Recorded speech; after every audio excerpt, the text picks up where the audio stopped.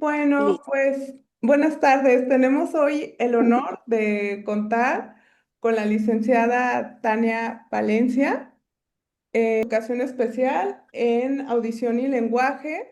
Tiene una muy amplia experiencia en educación especial. Actualmente es supervisora, Directora. directora en Puerto Vallarta.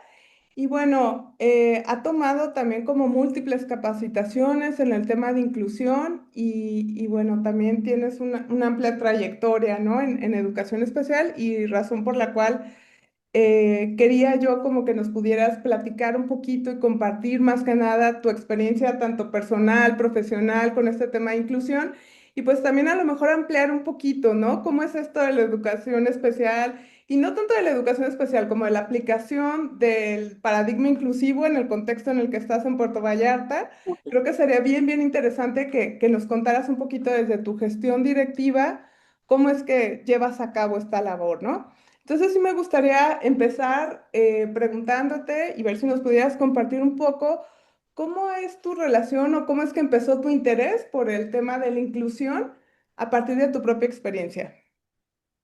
Ok.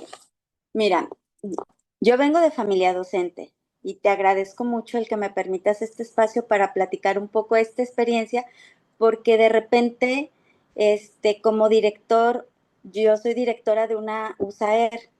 Esta USAER donde estoy es una USAER muy atípica porque es una USAER muy grande.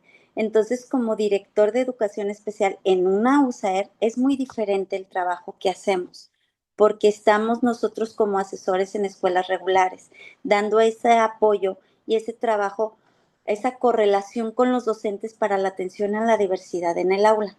Y cada escuela tiene su director, entonces es muy complejo como esta función, desde que un equipo, una unidad de servicio llegue con una estructura completa, ¿no? Con director, con maestros de apoyo, para que haga ese trabajo, ese vínculo con esta escuela regular.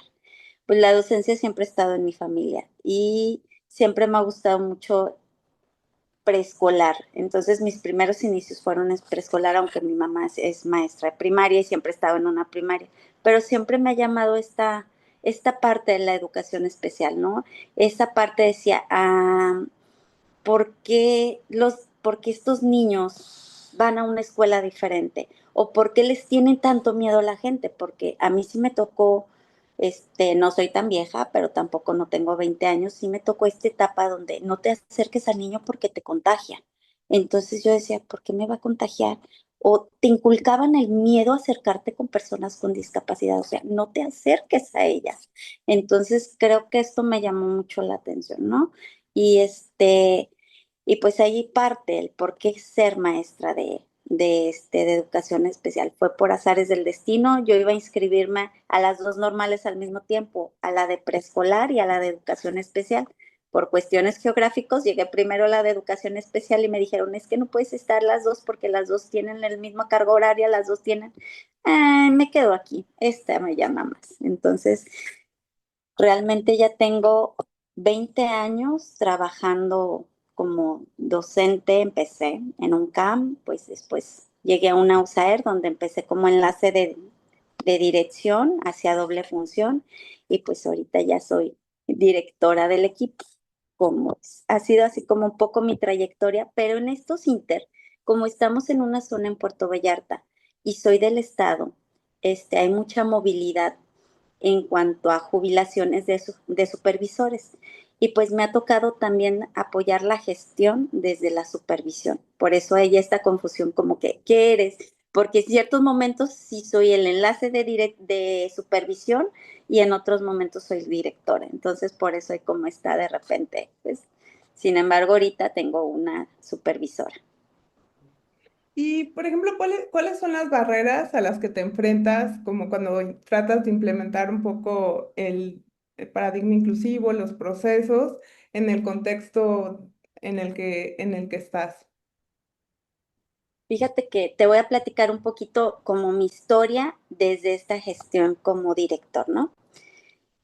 Mis principales barreras que hemos visto y que hemos tratado de disminuir o eliminar, pero realmente es difícil eliminar una barrera, se han minimizado, se han disminuido. La principal es la aceptación. Por decir, anteriormente los supervisores hacían este contacto de supervisor, supervisor. Oye, yo quiero tener equipo de USAER. Y llegábamos y el único que nos quería en la escuela era el director o porque era amigo del supervisor estábamos en esas escuelas, ¿no? Era la realidad que vivíamos. Tenemos ya muchos años que cuando se pide el servicio de USAER, vamos y hacemos una plática a los docentes y explicamos cuál es la función de la USAER, cuál es el objetivo principal de una USAER. ¿Por qué? Porque de repente ellos creen que todavía trabajamos como lo hacíamos anteriormente. Recordemos que antes teníamos un modelo no inclusivo.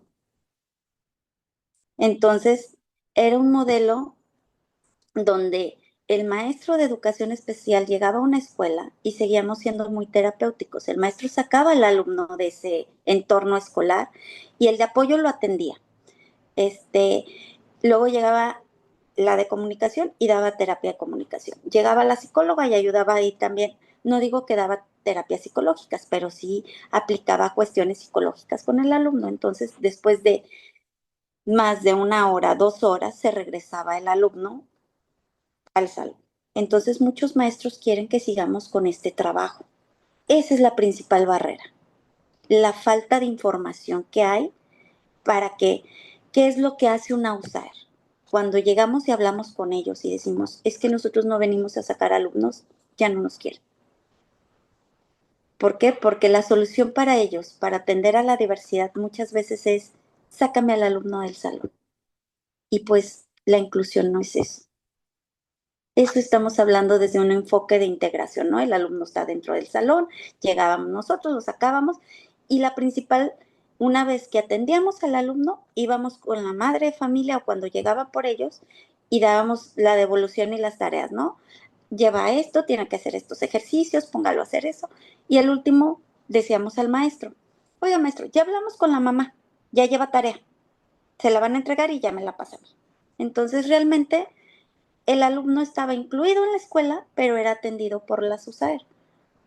Entonces, cuando cambian estos modelos, cuando cambian estos paradigmas desde lo nacional que venimos viendo, que ya son otras políticas, porque lo global exige la inclusión y como México pues también entramos a esta globalización, pues cambian todo esto. Hay maestros que todavía no tienen esa información. Yo no quiero decir que no saben, o sea, no tienen la información a veces de cómo trabajamos y se quedaron con ese modelo. Entonces, cuando llegamos a una escuela donde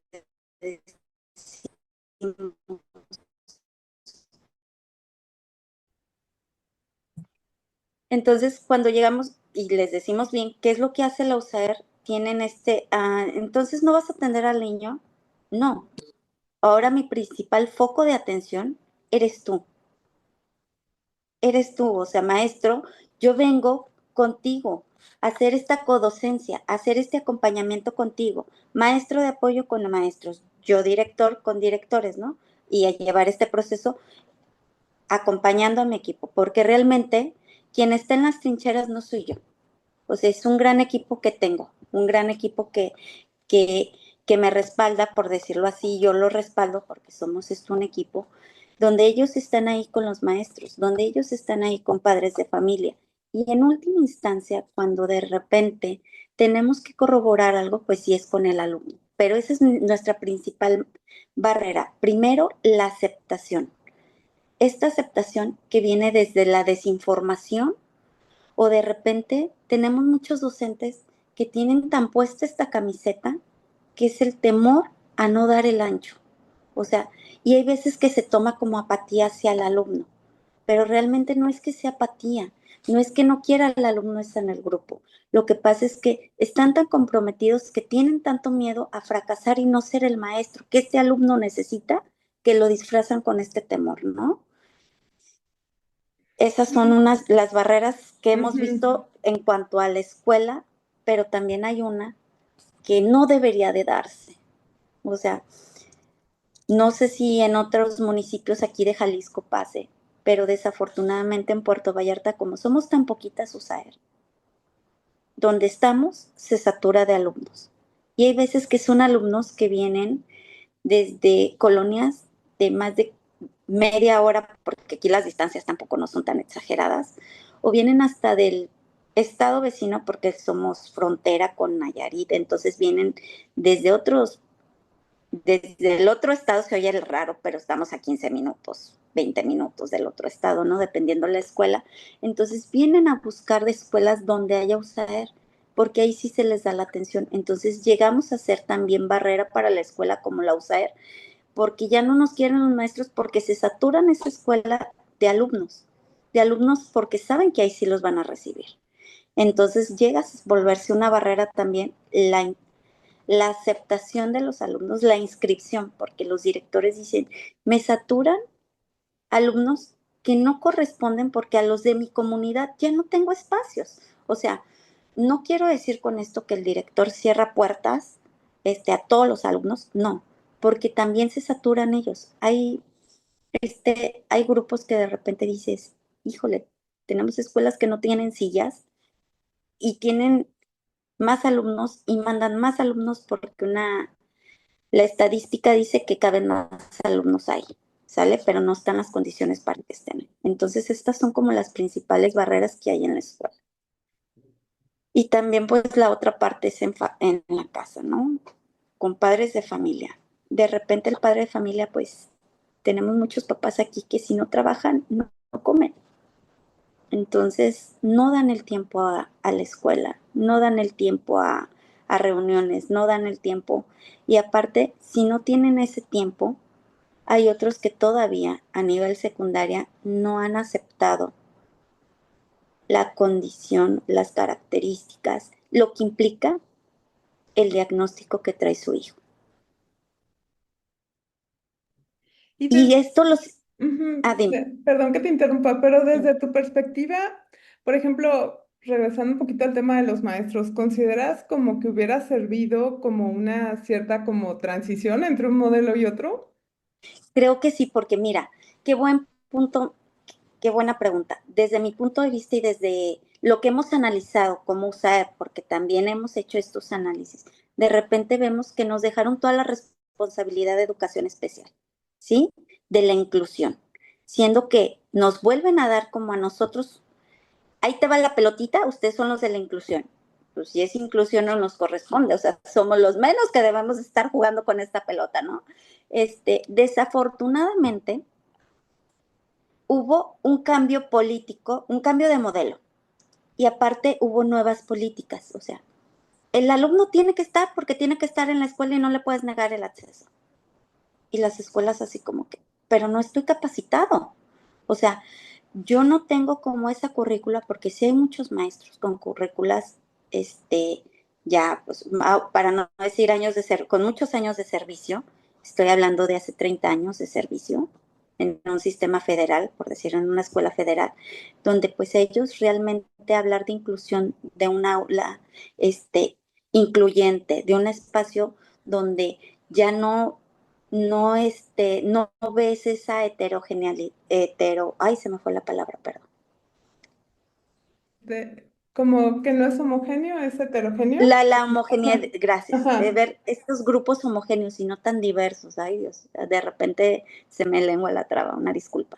Este, ya, ya el maestro pues lo pones, trae otra cultura, le pones unas políticas diferentes y de repente la capacitación la dejan en manos de un servicio o de una modalidad, porque nos quitaron lo de servicio, ya estructuralmente una modalidad que es educación especial, hablando desde arriba, donde somos tan poquitos y no entra la estructura, ejemplo, hablar de estructura, estoy hablando los supervisores, jefes de sector, pero antes de ellos, los directores de nivel.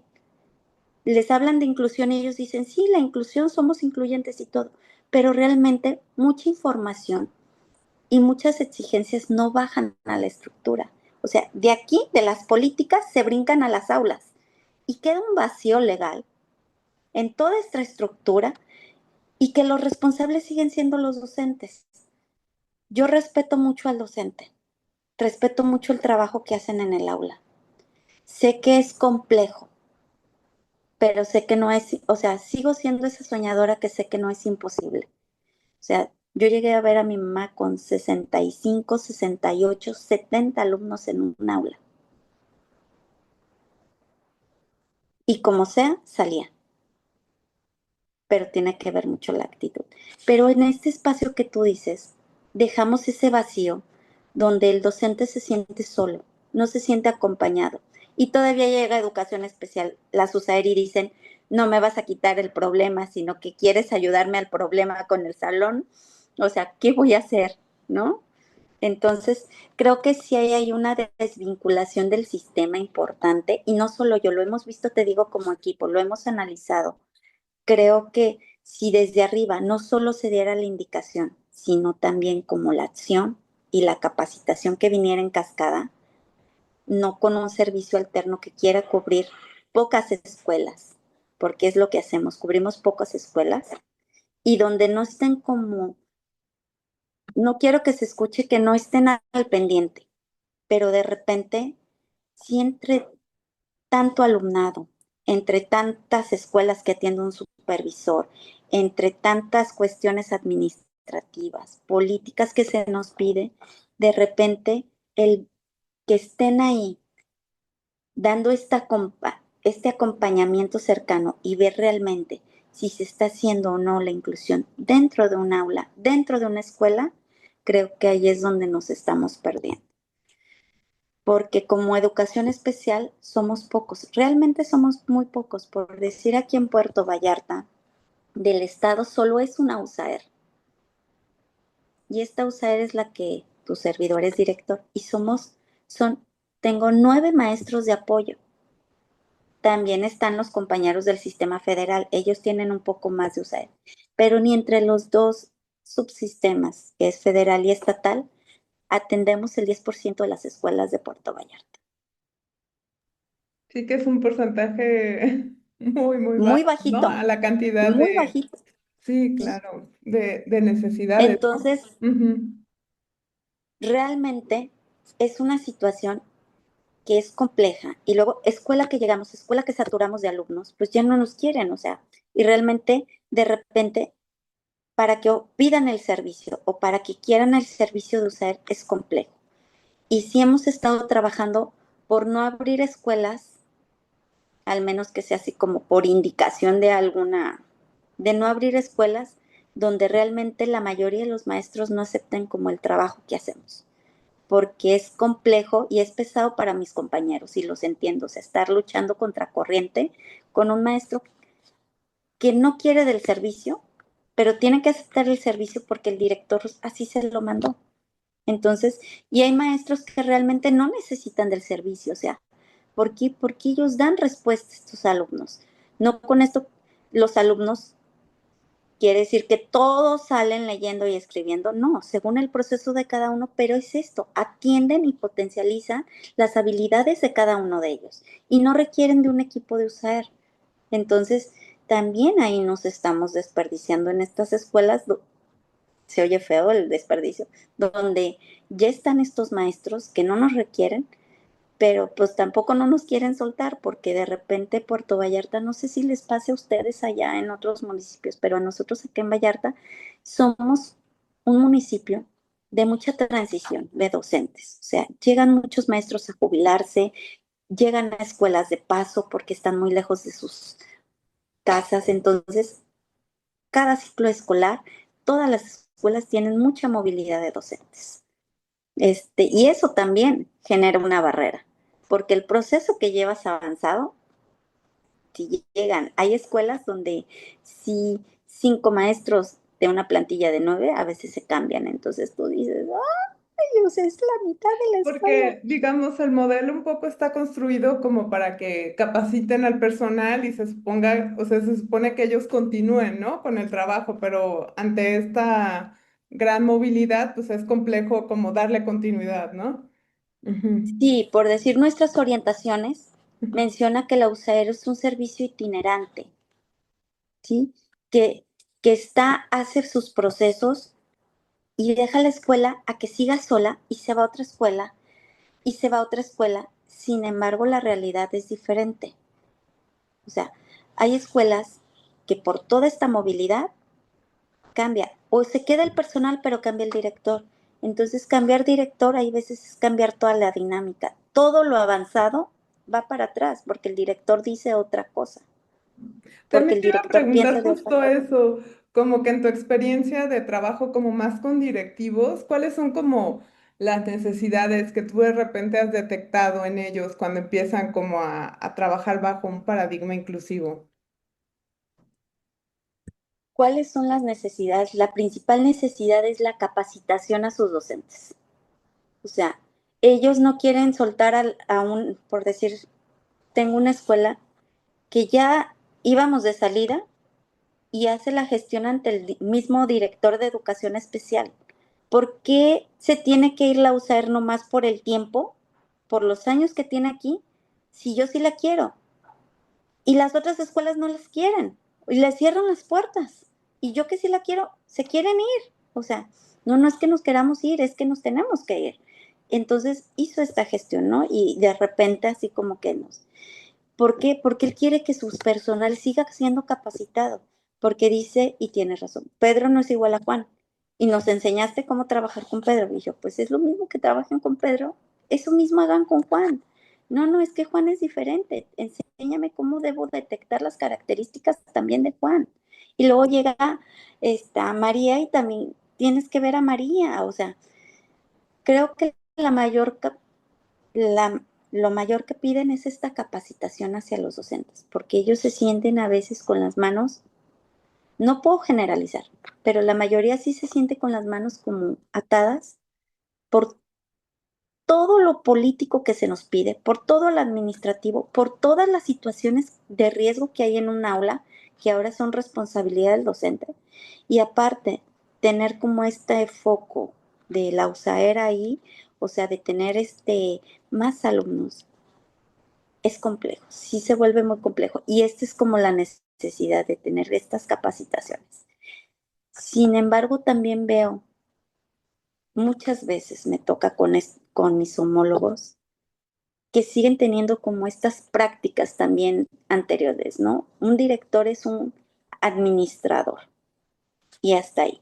Maestro, le pido por favor, este, un espacio para una capacitación con todo el personal y espero que esté ahí también, porque es parte de mi función el gestionar los espacios para que los docentes se puedan reunir, ¿no? Entonces el director tiene que pedir al supervisor que apoye, que se vayan media hora temprano los alumnos para poder capacitar y que tenga un beneficio.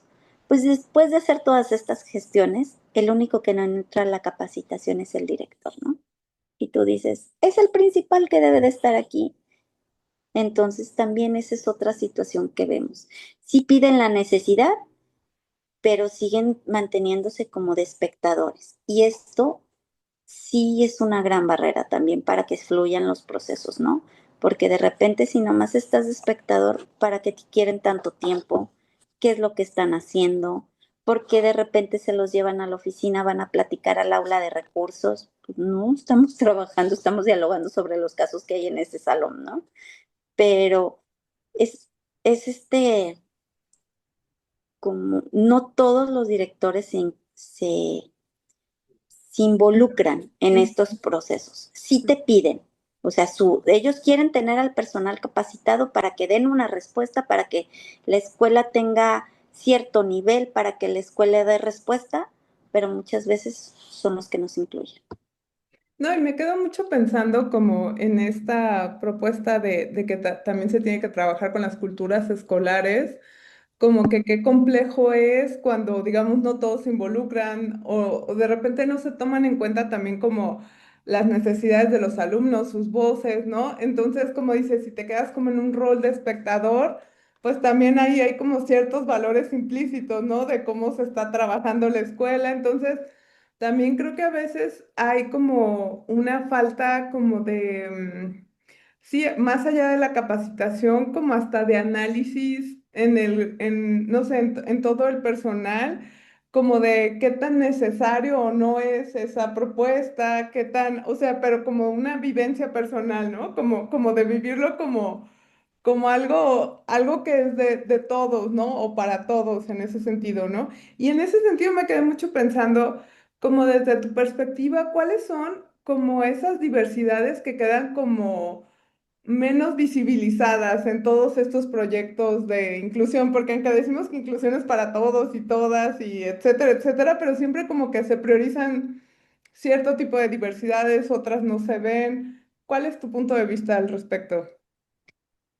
Fíjate que ahorita estamos muy preocupados dentro de las escuelas de que cuando ingresa un alumno con TEA y más cuando el nivel de apoyo es 2 o 3, ¿no? Entonces, como que se centra en eso, pero se centra para el maestro, porque dentro de los programas de mejora continua de las escuelas o de estos programas analíticos que la nueva escuela dice, bueno, como comunidad, ¿qué vamos a hacer?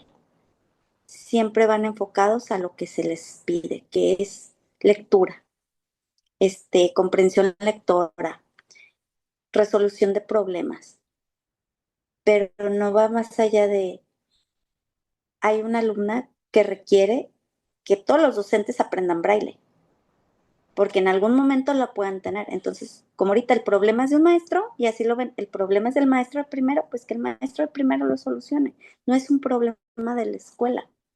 Entonces, creo que ahí es donde hace falta como que realmente se volteen o se pongan a ver a estos alumnos, ¿no? Porque también son parte y de repente en algún momento les va a tocar a no solo a la maestra que tiene ahorita.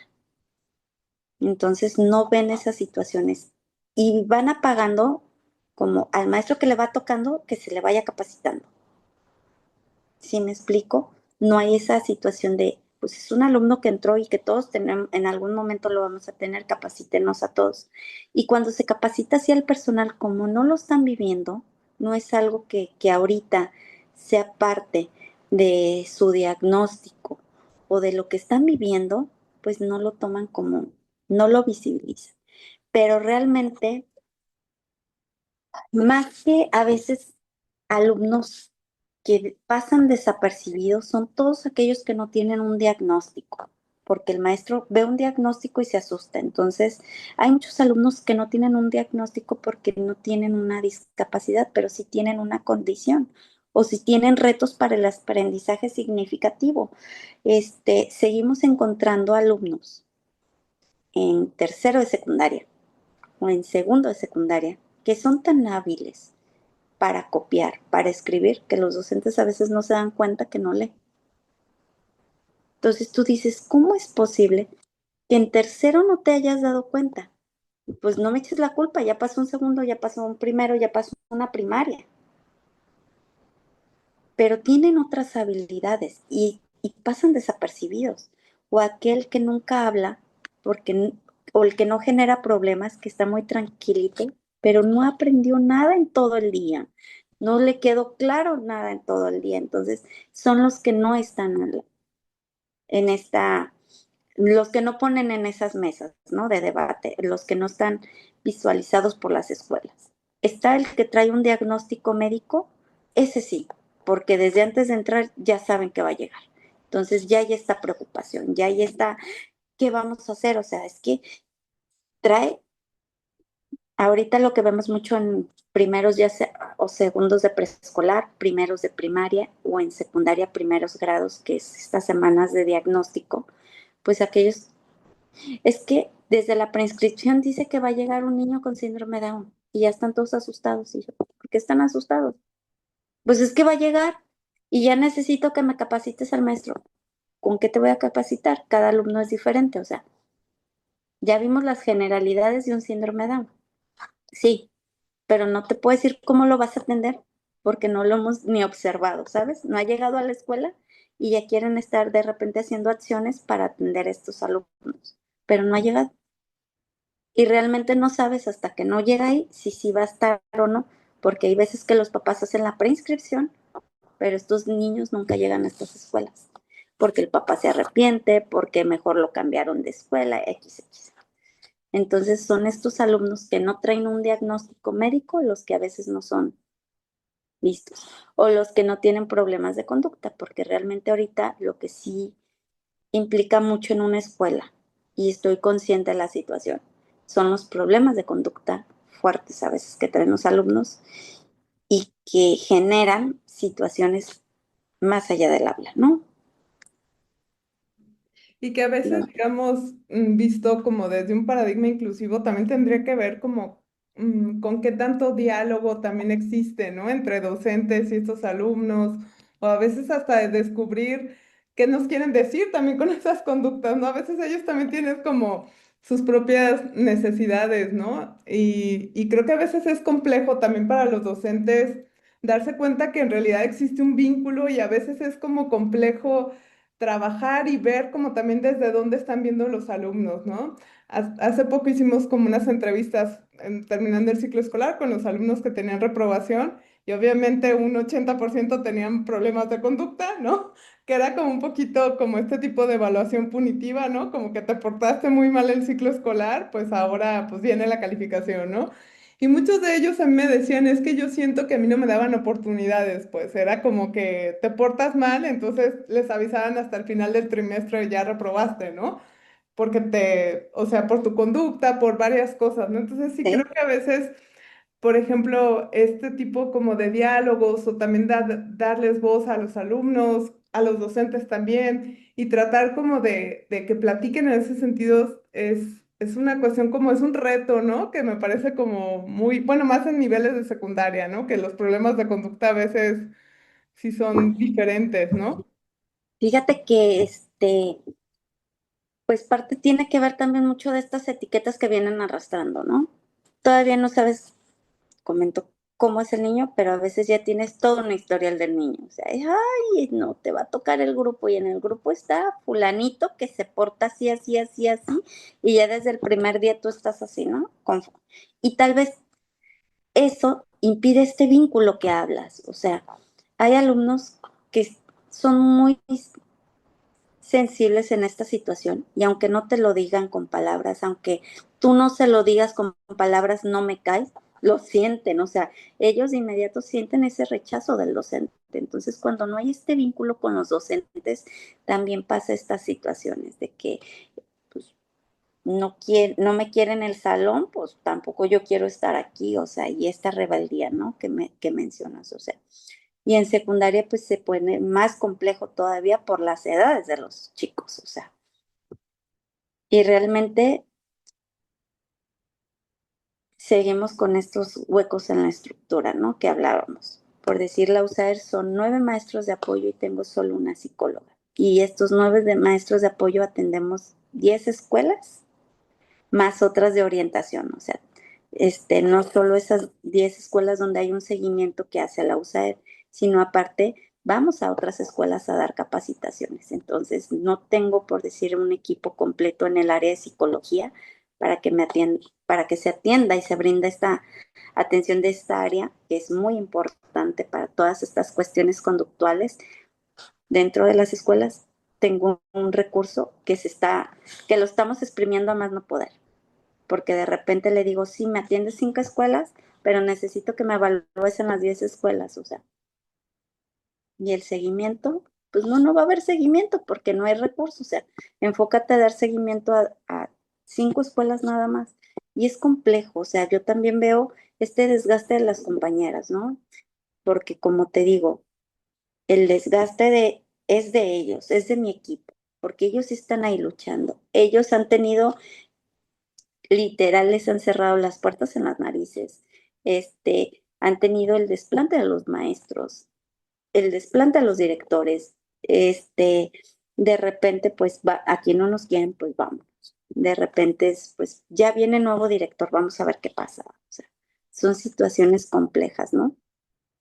Sí, esta parte se me hizo bien interesante que dijiste, como de que fuera como en realidad como una propuesta de todos, ¿no? Y todas las personas involucradas, ¿no? En el proceso, y no solo como tú dices, que fuera como la misión de el De grupo, un ¿no? solo docente. Ajá, Sí, porque si no siento que en cierta manera dicen que hay como una transición de paradigma, pero es otra vez como decir solo los especialistas van a trabajar, ¿no? Con este tema de inclusión y creo que ese es como parte de uno de los retos más grandes, ¿no? Ujú. Es un gran reto y como te digo, de repente, pues estamos en esta. Uso mucho esto con mis compañeros en las últimas sesiones que hemos tenido. Es que estamos en un punto importante histórico, ¿no? Donde nos toca cambiar esta cultura donde ya no se... nosotros estamos hablando de inclusión, nosotros estamos abogando por la inclusión, nosotros estamos peleando por un derecho para las personas con una discapacidad que estén dentro de las aulas y que estén lo mejor atendidas posibles, que no tendríamos que estar luchando, debería de ser igual que todos, ¿no? Sin embargo, si recordemos en la historia, hay muchas personas que duraron años luchando porque una mujer votara, años luchando por esta igualdad entre razas, años luchando y que tal vez ya no les tocó ver los resultados que ahora vemos en una mujer votando y dices, no te pones a veces a pensar en todo lo que pasó para que yo hoy, que soy mujer, esté aquí votando, ¿no? O sea, todo lo que ha pasado para que yo tenga un puesto hoy de directora, porque antes eran puestos más para hombres, cosas así, ¿no? Entonces, nos está tocando luchar ahorita por esta transformación de cultura, porque implementan estas políticas, implementan este cambio de paradigma de ser, este, volvernos más incluyentes, de ya no solo tener integrados a los alumnos, de no solo darles una terapia a los alumnos, sino de que realmente sean parte de esta escuela, se sientan partes, acogidos, importantes como todos los alumnos.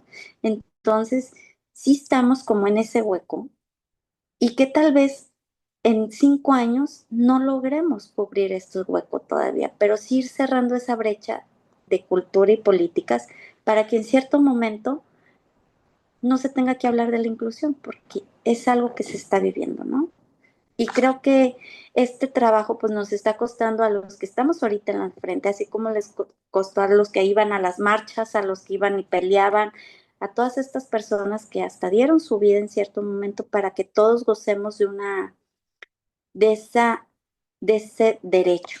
Entonces ahorita estamos haciendo nosotros esta pelea, ¿no?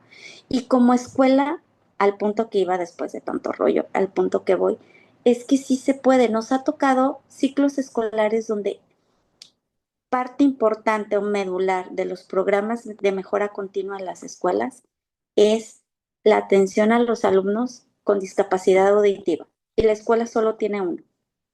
Sin embargo, por ese uno, toda la escuela está haciendo un proyecto, desde poner señas en los baños, desde cantar el himno nacional, desde que los maestros tengan el curso básico de lengua de señas. Sí me explico, por un alumno. Y no es el pensamiento de, por uno voy a dejar a todos los demás.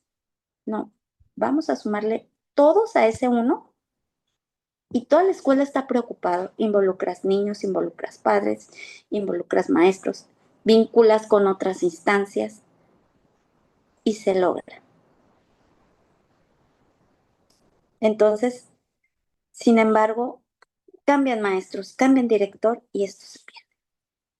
Por uno no voy a estar dejando salir una vez al mes a todos los alumnos o cambia supervisor, porque también nos ha pasado.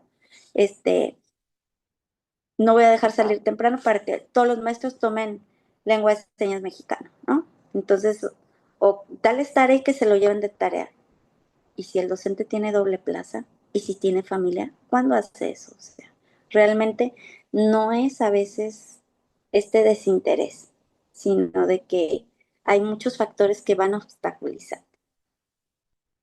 Y son estos huecos que están entre el sistema, ¿no? Y entre este cambio que no hubo como aguas van, ahí vamos de ser, va a cambiar el paradigma y no es cierto que solo cambia el nombre, porque para muchos, ahí es lo mismo, es la misma gata pero revolcada, nada más le ponen otras palabras más bonitas. Pues no, no es lo mismo porque implica un cambio de visión, un cambio de cultura. Entonces, sí es complejo esta parte. Y por ejemplo, hablando de este cambio de visión de cultura, desde tu experiencia, como tú qué propondrías como para cambiar estas culturas escolares? Mira, lo hemos platicado mucho en la USAER. Creo que lo principal es que se involucren las autoridades, porque no es lo mismo que el de la USAER le diga, el maestro de apoyo llegue o la maestra de comunicación, maestra, ¿se acuerda que hoy nos vamos a sentar para revisar su plan? Para, no es revisar su planeación, para ver de su planeación qué es el ajuste, si se requiere, qué ajuste vamos a hacer o qué actividad se va a hacer o con esta codocencia, ¿cómo la voy a apoyar? ¿Cómo voy a entrar yo, no? Es que tú, ¿por qué me estás pidiendo planeación? Y vas con el director maestro. Este, se citó a la maestra y no traía planeación. Ay, pues es que ni a mí me ha entregado. Y no se la ha pedido, exigido. No, pues es que se la exijo y de repente el supervisor viene y me dice que no se las exija, porque es su amigo. O sea, y tú dices, bueno, yo no puedo exigirle, porque no soy a su autoridad. Su autoridad no puede. O si no lo exige su autoridad, ¿quién revisa esa autoridad para que vea que no se exige? ¿Sí me explico? Entonces, ¿qué se necesita? Principalmente que se involucren las estructuras. O sea, que no solo queden como políticas, sino que también las vivan. Si no viven estas políticas, no se cambian las culturas. Entonces, yo entiendo que de repente, si un supervisor tiene 20 escuelas que asistir, es complejo llevar. Pues, y si y focalizas, entiendo que hay esta focalización, ¿no?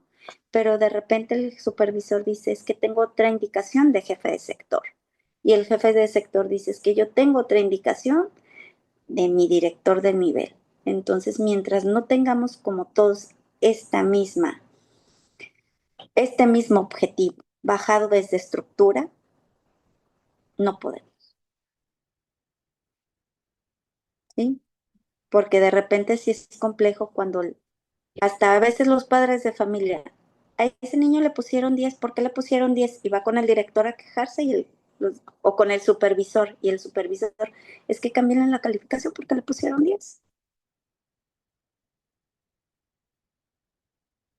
Sí, y que a lo mejor, digamos, también me quedo mucho pensando que es como estar alineados como a una misma perspectiva, pero al mismo tiempo también es como que cada persona también o cada profesionista pueda como también como que encontrar el valor en la propuesta, ¿no?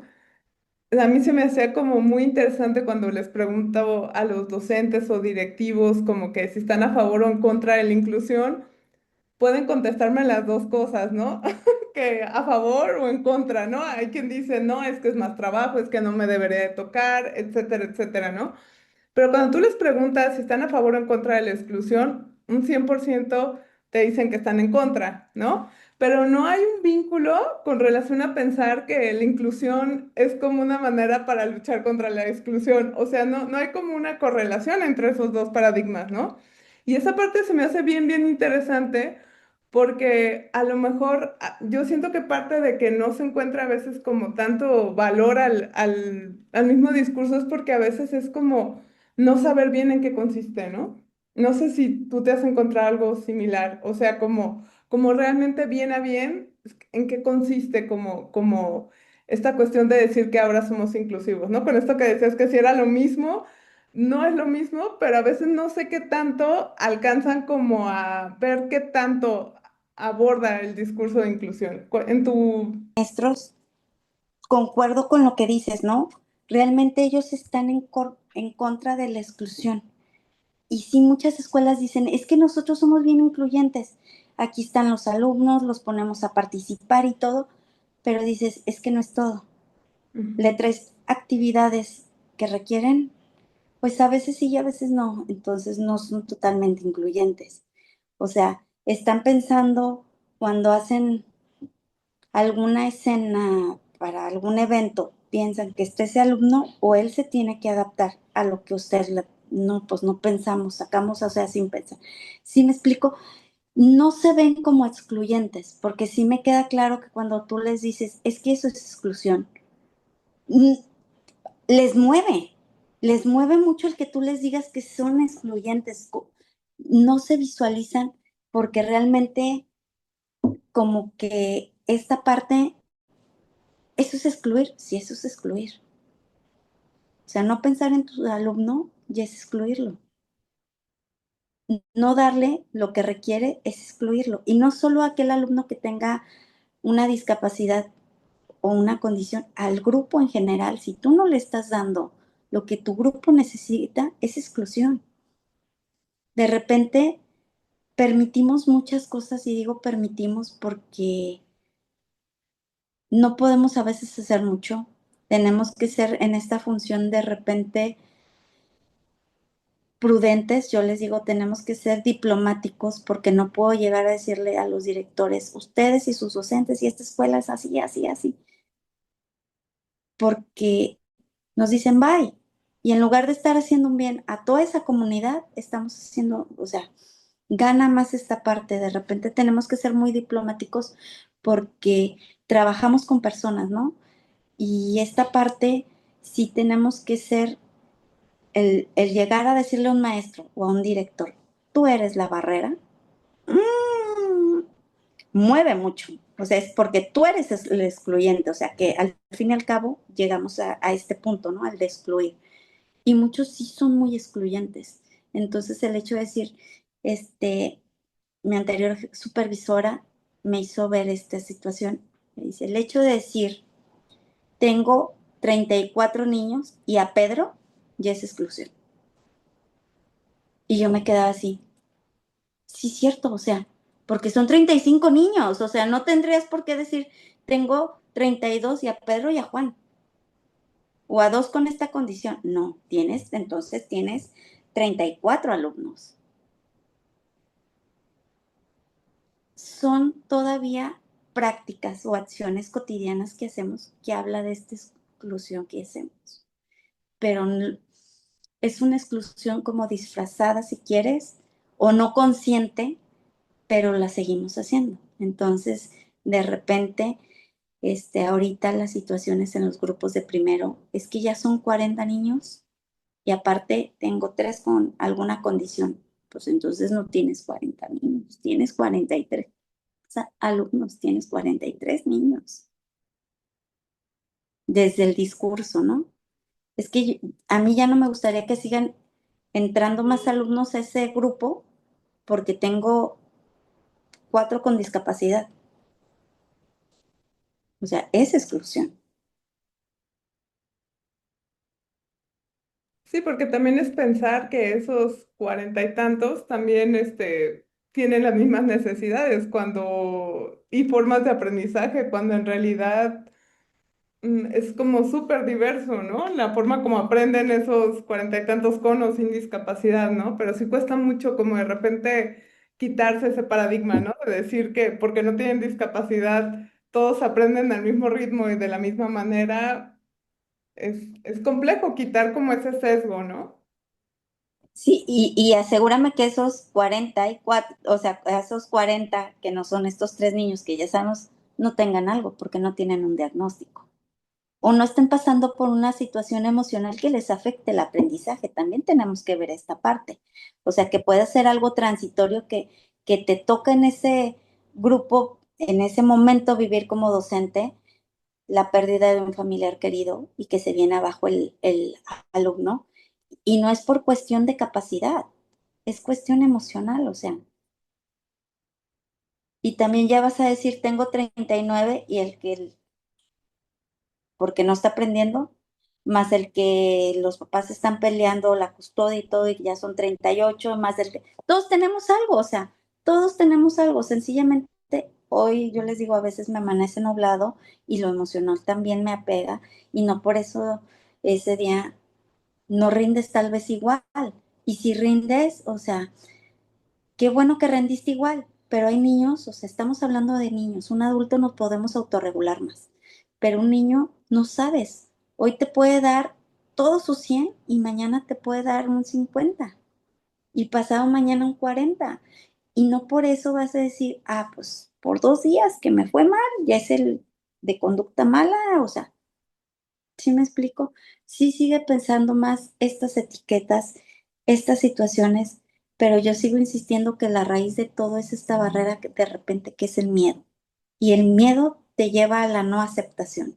Y el miedo te lleva a de repente a poner muchas barreras a tu alrededor. Y ahí uno de los miedos, como te digo, muchas veces es al decir soy mal docente. Y no es que sean mal docentes, sencillamente porque hay estándares en la docencia que te han puesto que todos los niños en primero tienen que aprender a leer. O sea, no aprendieron todos, soy mal docente primero. O sea, no, espérate, ¿qué procesos traían? ¿En dónde los dejaste? Cuando empezaron, eso no ven, sino resultados tangentes, ¿no? Híjole, soy mal docente porque no todos los alumnos llegaron a contar hasta el 100 o no entendieron esta secuencia numérica de los números, o sea, no entienden que siempre son 9 dígitos, 10 dígitos los que ahí se van combinando, o sea, no entienden esto, soy mal docente. Entonces, es ese temor. Yo pienso que es la principal barrera que hay en cualquier parte del estado, en cualquier parte de la nación, en cualquier parte del mundo. Este miedo a no poder cubrir con estas expectativas que se piden de mí.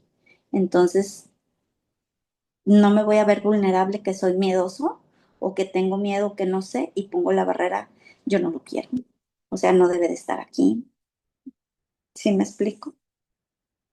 Sí, me quedé mucho pensando, ¿no? Que al final parte de los retos para las personas que nos interesan estos temas es como cómo lograr como generar como más colectividad, ¿no? Y más redes y más acompañamiento, porque digo, con todo lo que has compartido el día de hoy, si me pongo a pensar, ¿no? O sea, como tú dices, es muy poco personal, es una meta enorme y de repente, te digo, no poderlo como compartir tanto, ¿no? Con el colectivo, o pensar, por ejemplo, que solo es como el reto de estos profesionistas, pues sí se ve como un reto casi imposible, ¿no? De llevar a cabo. Pero sí se me hace bien interesante que en la medida en la que se siga como hablando, ¿no? De estos paradigmas, se sigan como compartiendo experiencias. Yo siento que poco a poco, como tú dices, a lo mejor como muchos otros movimientos, de repente va a su propio ritmo, ¿no? Y que a lo mejor parte del gran reto que hay en la educación es de repente como que poder ir también al ritmo que los docentes también están teniendo, ¿no? Y ir en esa fase de acompañamiento, ¿no? De poco a poco y de ir tratando de sumar nuevas acciones, ¿no? Ujú. Y definitivamente la función del director creo que es muy importante, aunque no se puede hacer sin un buen equipo. Y creo que esto es lo que Educación Especial ha hecho fuerte, ¿no? Que de repente tenemos muy buenos maestros de apoyo, muy buenos psicólogos, muy buenas maestras de comunicación. Y somos un equipo y como trabajamos en equipo, podemos lograr. Con todo lo que he hablado, no quiero decir que en Puerto Vallarta, todas las escuelas hay barreras. Estoy nombrando, tengo este, de estos 20 años de servicio, 13 son en esta función, ¿no? Te estoy hablando como esta trayectoria, lo que me pasa. Pero también está la otra parte y creo que también es buena. Tenemos directores comprometidos. Y si no son directores, o sea, si él no está tan comprometido, pero sí compromete a todo su personal y todo su personal está dando todo. O sea, también vamos hablando, pero como estamos hablando de barreras, pues las barreras son estas, ¿no? Y definitivamente, como en todo, una barrera se va a ver a veces más que todos esos este, alumnos exitosos que hemos logrado en las escuelas, porque hay muchos casos exitosos donde padres de familia, maestros se desvelan. Realmente puede haber papás que dicen, ay, eso no pasa, pero sí tenemos estos maestros que se desvelan por estos niños, que están preocupados y ocupados por estos niños, donde hay directores que también tenemos que estar atrás de una norma para sustentar todos estos procesos que llevan dentro de las aulas, ¿no? De repente,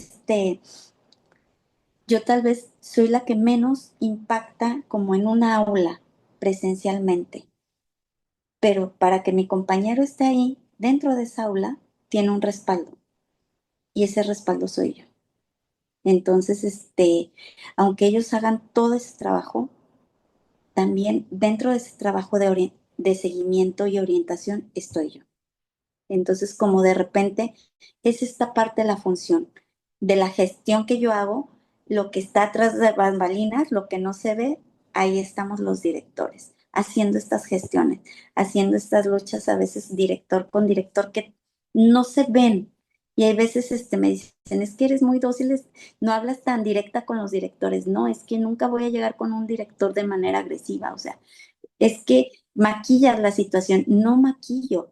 Trato de ser política porque si cierro la puerta con el director, se va a cerrar el servicio. Y como te mencionaba, todos los perjudicados, ¿quién van a ser?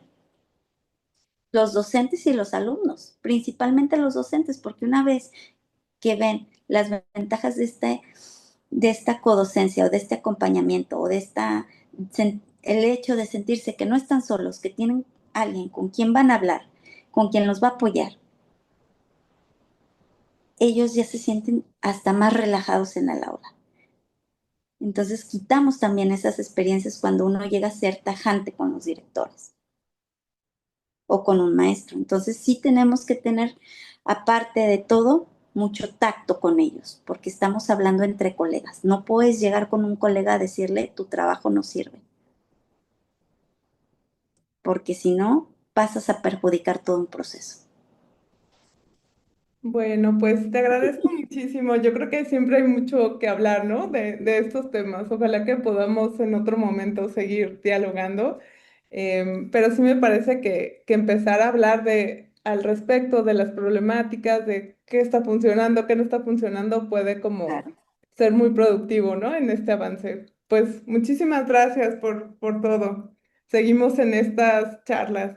Gracias. No, al contrario, te Gracias. agradezco mucho el que me hayas invitado, el que dejes que mi voz se escuche, porque de repente otras personas pueden, otros directores pueden estar pasando por lo mismo y creo que es un proceso como hablas.